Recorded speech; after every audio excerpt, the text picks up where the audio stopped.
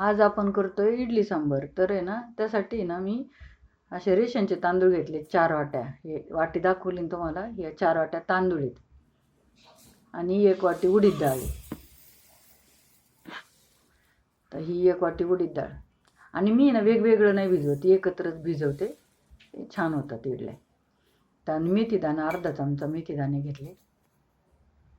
हां, ते चांगलं धुवून घ्यायचं सगळं. आता हे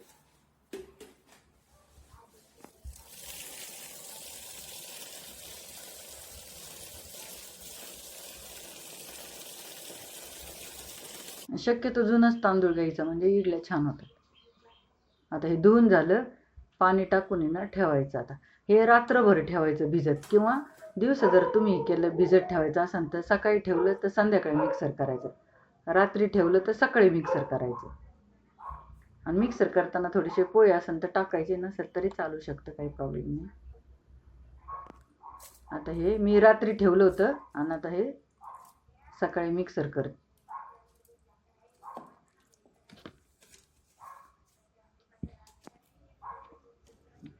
आता हे मिक्सर केलं.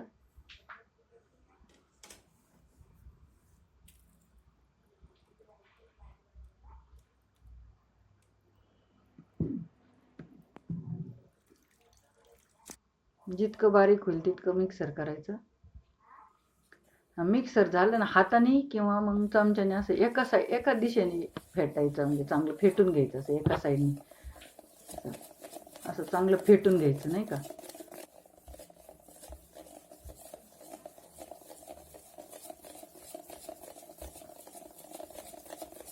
आणि मग हे 6 तास ते 8 तास आहे ना असंच ठेवायचं. उन्हाळा असेल तर 6 तास ठेवलं तरी चालतंय, आणि इतर ऋतूत आहे ना 8 ते 10 तास ठेवायचं. आता हे आणि गरम जागी ठेवायचं, नाही का. आता इकडं मी तयार करायला घेतलं, इकडे इडली पात्र घेतले, त्याच्यात लिंबू पिळून घेतले, 1-1.5 तांब्या पाणी टाकलं.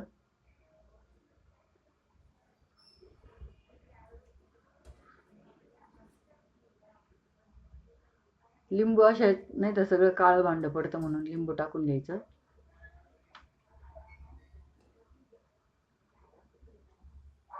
आता ह्या पाही कसं झालं पाहू आपण पीठ. हे बघ किती छान फुललंय, किती मस्त जाळी आली पाय, मस्त झालं. हे पा, हे का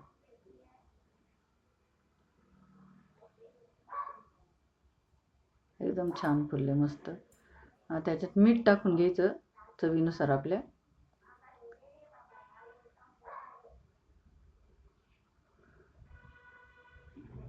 एवढं पुरेसे, आणि परत मिक्स करून घ्यायचं सगळं मीठ टाकल्यावर. ते एका डिरेक्शन मध्ये फिरवायचं. पण किती फुलले पीठ, मस्त.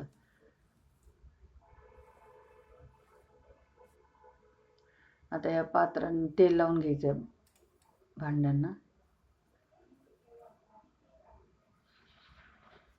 ते खूप जुने आहेत माझे लग्नातलं इडली पात्र हे.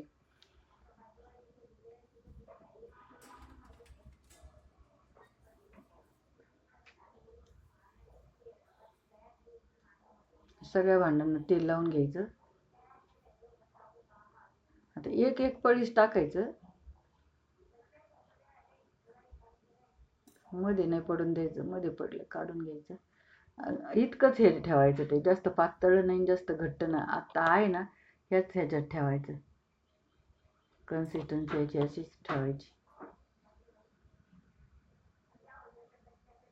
मस्त चवदार इडल्या होतात.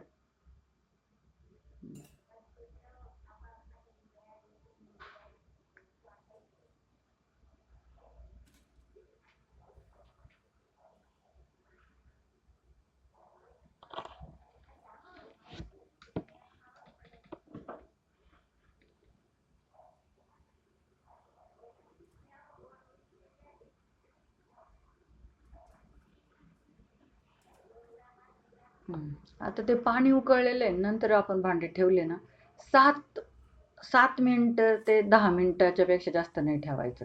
जास्त ठेवलं ना इडल्या अशा चिवट होतात. आता हे 7 ते 8 मिनिट झालेले आहे. आपण सुरी घालून पाहायचं शिजली का नाही. हे मला माहिती आहे झालेले म्हणून. आता आपण आहे ना सांबर मसाला करू राहिलो. इडल्या तयार झाल्या तर सांबर मसाला, त्यासाठी धने, मोहरी, मिरे, चना डाळ, उडीद डाळ, तांदूळ आणि मेथी दाणे असं प्रमाण घेतले. आता आणि कढीपत्ता, बेडगी मिरची घेतल्यात आणि लवंगी 2-4 घेतल्यात आणि बेडग्या 7-8. याच्यातच कढीपत्ता, बेडगी आणि लवंगी मिरची आणि हे सगळे धने ते टाकून भाजून घ्यायचं. तुमच्याकडे रेडीमेड सांबर मसाला असेल तर तो टाकला तरी चालेल, किंवा मग असा तयार करून ह्यानी पण खूप छान सांबर झालं होतं. तर ह्याच्यासाठी ना मी 2 चमचे चना डाळ घेतली ती, 2 चमचे धने, 2 चमचे उडीद डाळ, 1 चमचा तांदूळ आणि 2-3 चिमूट मेथी दाणे घेतले होते. बेडग्या मिरच्या 7-8, 4-5 लवंगी मिरच्या, कढीपत्ता थोडासा आणि हे सगळं भाजून चांगलं ह्याचं पावडर करून घेतली. किती छान पावडर झाली, मस्त, खूप छान टेस्टी पावडर झाली ती. आता परत ना हे सांबरसाठी ना दुधी भोपळा, वांग, बटाटा घेतला 1 आणि टोमॅटो आणि कांदे, आणि जर लाल भोपळा असेल तर तो पण घ्यायचा.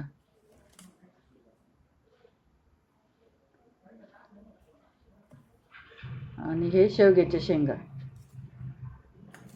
आणि हे परत कांदा आणि टोमॅटो, कांदा टोमॅटो आहे ना तसंच ठेवायचं.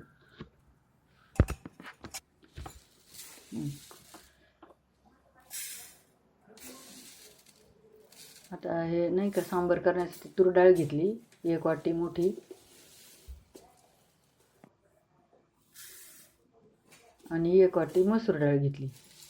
मी दोन्ही मिक्स डाळींचं करते, नुसत्या तूर डाळीचं केलं तरी चालेल. पाणी टाकलं, भरपूर टाकायचं पाणी. आता सांबर पातळत असताना याच्यात दुधी भोपळा, वांग, बटाटं, आपल्याकडे ज्या भाज्या अवेलेबल असेल त्या टाकायच्या.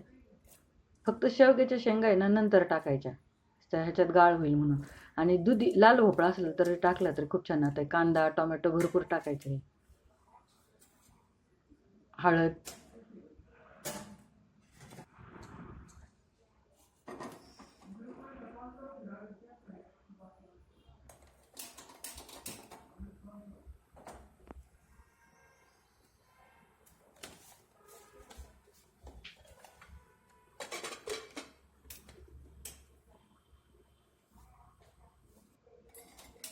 त्या 2-3 शिट्ट्या करून घेतल्या.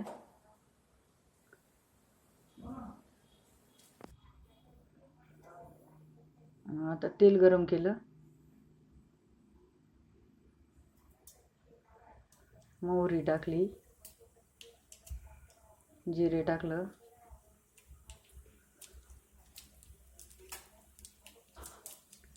तडतडलं नाही का ह्याच्यात आहे ना कांदा आणि टोमॅटो टाकलं थोडंसं, त्याच्यातून ठेवलेलं होतं ते परत फोडणीत टाकायचं. कढीपत्ता टाकायचा, हळद टाकली अर्धा चमचा, आणि वरण शिजताना पण हळद टाकलेली त्यामुळे इथं थोडी टाकायची. आणि शेवग्याच्या शेंगा आत्ता टाकायच्या ह्या तेलात आणि ह्या कांदा टोमॅटोबरोबर परतून शिजून घ्यायचं. थोडंसं मीठ टाकायचं आणि मिक्स करून झाकण ठेवायचं आणि त्या शेंगा शिजून घ्यायच्या अशा, म्हणजे त्याचा गाळ होत नाही.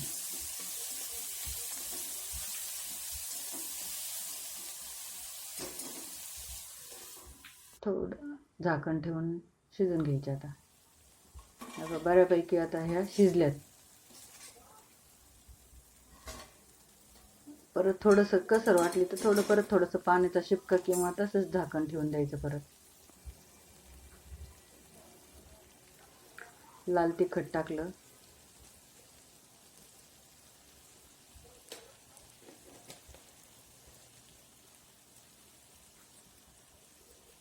सांबर मसाला टाकला. आता हा मी ना भरपूर टाकला, 2 चमचे टाकला. अजून एखादा चमचा टाकला तरी चालेल. चिंचेचा कोळ, चिंच भिजवून त्याचं पल्प काढून मग तो टाकला आणि गूळ टाकला.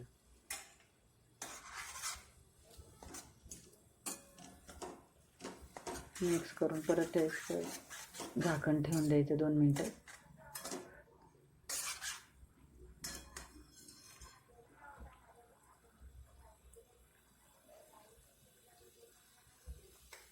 मीठ टाकलं परत. डाळ म्हणजे डाळ ते एवढंसं मीठ पुरणार नाही म्हणून परत टाकलं. आणि आता हे कुकर डाळ आणि ते सगळं भाज्या ते टाकून दिलं परत.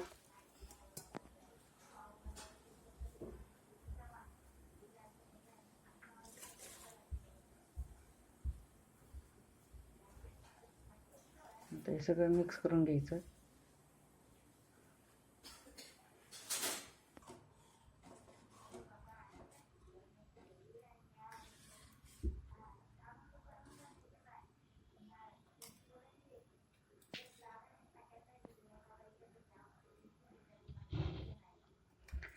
परत सांबर मसाला आहे ना वरून पण टाकायचा थोडासा, नाही का. 2 चमचे फोडणीत टाकला आणि 2 चमचे वरून टाकला. त्याच्यामुळे ना जास्त छान टेस्ट येते. आणि हे सांबर तयार झालं ना, परत वरून तडका दिला ना तरी पण छान बरं का, परत चालते. अजून एक तडका दिला तरी.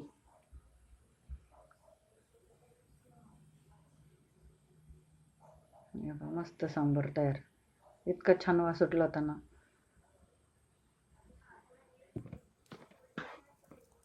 एक छान उकळी येऊ द्यायची की सांबर तयार. आता ह्याच्यासाठी ना आपण एक चटणी पण करू राहिलो, नाही का, ओल्या खोबऱ्याची. तर त्याच्यासाठी ना ओलं खोबरं अर्धी वाटी चणा डाळ आणि अर्धी वाटी भाजलेले शेंगदाणे आणि 5-6 हिरव्या मिरच्या, मीठ हे करून घ्यायचं. शेंगदाण्याचे चांगले कमी ह्याच्यावर भाजायचे आणि त्याचं टर्फलं काढून घ्यायचं. इतकी छान चवदार टेस्टी चटणी झालती ना.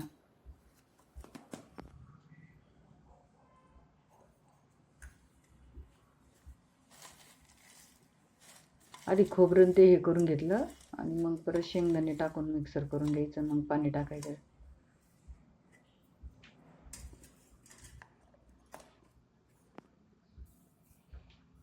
मीठ टाकलं त्याच्या चवीनुसार.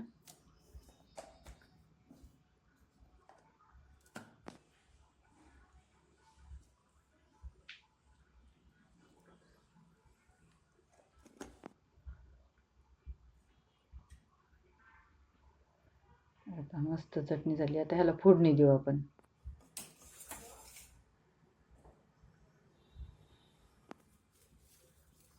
खूप टेस्टी चटणी झाली ती.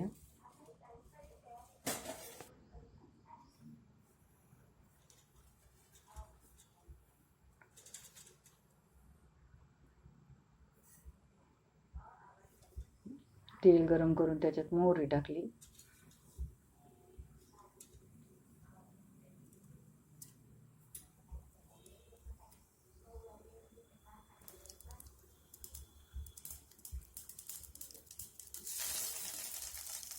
थोडासा कढीपत्ता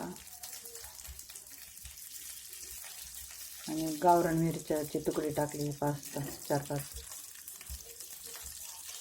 चांगले भाजून घेतलं चांगली फोडणी आणि ती टाकून एका छोट्या भांड्यात काढून घेतलं चटणी मिक्सरच्या भांड्यातून आणि त्याच्यावर हे फोडणी टाकली. मिक्स करून घ्यायचं.